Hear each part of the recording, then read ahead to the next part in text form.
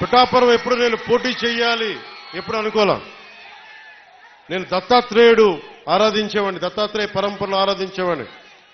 2001లో 1995లో అనుకుంటా శ్రీపాద శ్రీవల్లభుడు చరిత్ర చూశాను, చదివాను. చదివి ఒకటే కోరుకున్నా, ఎప్పుడన్నా పిఠాపురం వెళ్ళాలి, శ్రీపాద శ్రీవల్లభుడిని దర్శించుకోవాలని అనుకునేవాడిని. కానీ నాకు ఎన్ని సంవత్సరాలు ప్రయత్నం చేసినా నాకు కుదిరేది కాదు. పిఠాపురంకి 2014లో వచ్చాను, 2019లో వచ్చాను. ఎమ్మెల్యేగా పోటీ చేస్తే తప్ప శ్రీపాద శ్రీవల్లభుడు దాని దగ్గరికి తీసుకురాలి. అలాంటి శ్రీపాద శ్రీవల్లభుడు సాక్షిగా మీ అందరికీ నేను రుణపడి ఉంటాను. నేను మీకు రుణగ్రస్తుని. మిమ్మల్ని మీ సమస్యల్ని మా గుండెల్లో పెట్టుకుంటాం. మేము ఒక్కరం కాదు, ఇక్కడ పెద్దలు వర్మ గారు ఉన్నారు, యువ నాయకులు కృష్ణరాజు గారు ఉన్నారు, జనసేనకి ముందుండి నడిపిస్తున్న జనసేన నాయకులందరూ పేరు పేరున ఉన్నారు. మనకి మర్రెడ్డి శ్రీనివాస్ గారు ఉన్నారు, వీర మహిళలు ఉన్నారు, ప్రతి మండలానికి చెందిన నాయకులు ఉన్నారు. మేమందరం సమిష్టిగా, అలాగే ఉదయ్ శ్రీనివాస్ ఎంపీగా ఉన్నారు. మేమందరం సమిష్టిగా పనిచేసి ఈ 5 సంవత్సరాలు అయిపోయే లోపు మళ్లీ కూటమి గెలుపు 29 కాదు 28కే పోటీ చేయడం కూడా వేస్ట్ అనిపించుకోలేదు. అంత అభివృద్ధిని చేసి పెడతాం, అంత పని చేసి పెడతాం, అంత బలంగా పనిచేస్తాం. నాకు కొన్ని సమస్యలుంటే, కొన్ని చేయలేని పరిస్థితులు మీ దగ్గరికి వచ్చి జవాబుదారీతనంతో ఉన్న వ్యక్తిగా నేను మీకు చెప్తాను, ఈ పని అనుకున్నాం, ఈ పని ఎట్లా అవుతుంది, ఎప్పటికప్పుడు దాని ప్రోగ్రెస్ మీకు తెలియజేస్తా అని తెలియజేసుకుంటూ, నాకు విద్య, వైద్యం, ఉపాధి, సాగునీరు, తాగునీరు ఈ సమస్యలన్నింటికీ చాలా క్రమబద్ధమైన విధానాలతో ఒక ప్రణాళిక రూపొందించాం. దాన్ని ముందుకు తీసుకెళ్తామని తెలియజేసుకుంటూ, పిఠాపురంలో మీకు చెప్పాను ఇందాకే, సాయంత్రం రిజిస్టర్ చేశాను ల్యాండ్ అని. త్వరలోనే అక్కడ నా ఇల్లే కడతాను, ఆఫీస్ కూడా కడతాను, క్యాంప్ ఆఫీస్ ఇక్కడ కడతాను. 1 ఎకరం స్థలం,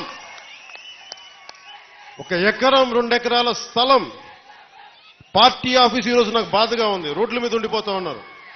జనసేన ఆఫీస్కి రావాలి అంటే ముందు వాకిలి తెరిచి ఉండాలి. అందుకే నాకు 2 ఎకరాల స్థలం పెట్టండి, ఎవరు వచ్చినా ముందుకు రావాలి.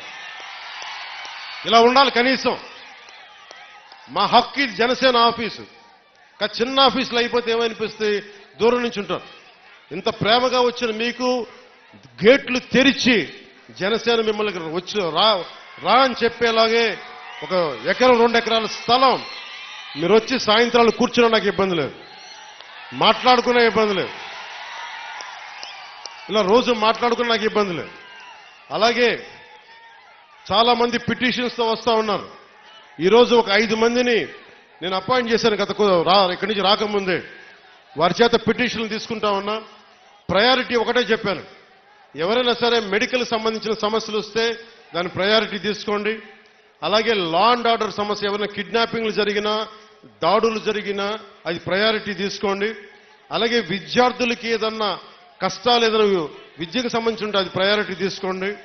అలాగే యువతకి ఉపాధి అవకాశాలంటే ప్రభుత్వ ఉద్యోగాలు వచ్చే లోపు మన మద్దతుదారులు, మన తెలుగుదేశం నాయకులు ఉన్నారు, తెలుగుదేశం పార్టీ మద్దతుదారులు ఉన్నారు, కృష్ణరాజు గారు ఉన్నారు, వర్మ గారు ఉన్నారు. ఇవన్నీ కాకుండా కూటమికి నిలబడ్డ చాలా మంది పెద్దలు ఉన్నారు. వారందరి కంపెనీల్లో జాబ్ మేళా ఇక్కడే పెట్టుకుందాం. వారిని పిలిపిస్తాను. మన ఉదయ్ శ్రీనివాస్ ఉన్నారు, చాలా మంది ఢిల్లీ నుంచి పిలిపించి జనసేన ఆఫీస్లో యువతకి మీకు స్కిల్ ఉంటే వచ్చి మీరు జాబ్ మేళా ఇక్కడే పెడతారు. మీరు వచ్చి మీ సమర్థత ప్రతిభని బట్టి మీరు ఉద్యోగాలు ఇక్కడే సెలెక్ట్ అయ్యేలాగా, మీరు ఎన్నుకోబోయేలాగా బాధ్యత కూడా తీసుకుంటాం ప్రభుత్వ ఉద్యోగాలు వచ్చే లోపు. ఇలాంటివన్నీ ముందుకు తీసుకెళ్తున్నాం. నాకు కనీసం 1-2 నెలలు,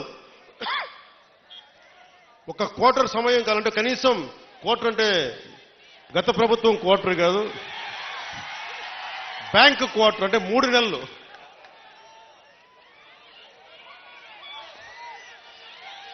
ఆ మందు ఇంకా అమ్ముతున్నారా వాళ్ళు? ఇంకా అమ్ముతున్నారు. అబ్కారీ శాఖ మంత్రి కొల్లు రవీంద్రబాబు గారిని అడగాలి దీని పరిస్థితి.